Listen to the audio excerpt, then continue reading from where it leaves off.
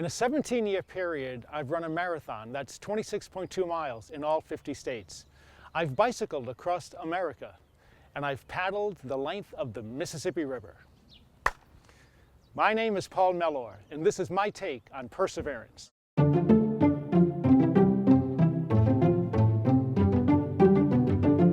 I've done these feats because I wanted to explore. My family traveled across the country when I was young, and just the beauty of America and its people, and I've always been an adventurer. Perseverance comes into play in every aspect of my endeavors. It's one thing to go out for a run from your back door. It may be easy to quit, but when you're out in California or Pikes Peak, Colorado, running a marathon up a mountain, you say to yourself, I have to go on. There's no alternative.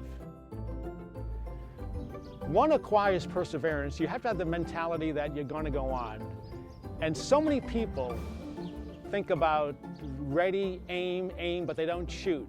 Instead of saying on one day I'm going to do it, you have to say on day one. And that's the main thing. Just take the first day and then get ready for the next day. It's been said that a marathon is like a mini Mount Everest that comes to a town near you. When I moved to Richmond, Virginia, I learned that the marathon was coming to town, and I wasn't much of a runner. But when I took part in that race, I just put one foot in front of the other. I was one of the last ones to finish, but my proudest moment was crossing the finish line. And that's what every runner looks back. Not so much of the time, but you know what? I finished this darn thing.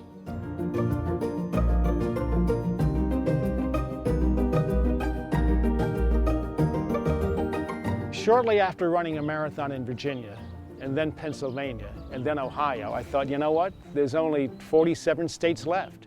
I knew that I would finish them all. I wasn't sure when, but once you circle a date on the calendar and go out to North Dakota or Texas or Utah, you finish the race and look forward to the other one.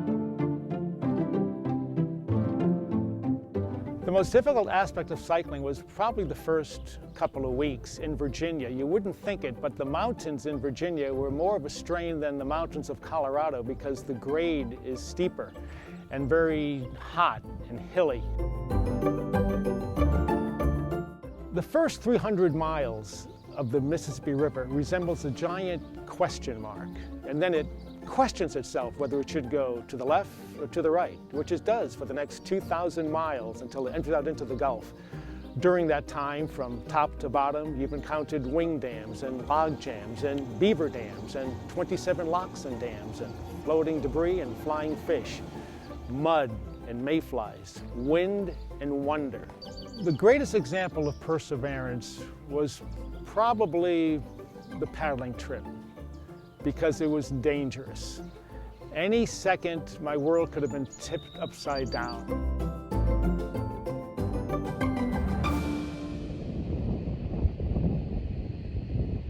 I think you have to get scared sometimes in your life. We can sit in bed thinking, well, we want to do this, but you just have to go out and do it. For people who want to get out of their comfort zone and pursue challenging endeavors, do something out of the ordinary, and then decide what you want to do and circle a date on the calendar, and by golly, do it. You look back and say, you know what, I'm glad I did that. And I've met so many wonderful people across this country, have seen so many wonderful places, and I did it because, well, quite frankly, I got off the couch. And there's a big world out there when you get off your couch. My name is Paul Mellor, and this has been my take on perseverance.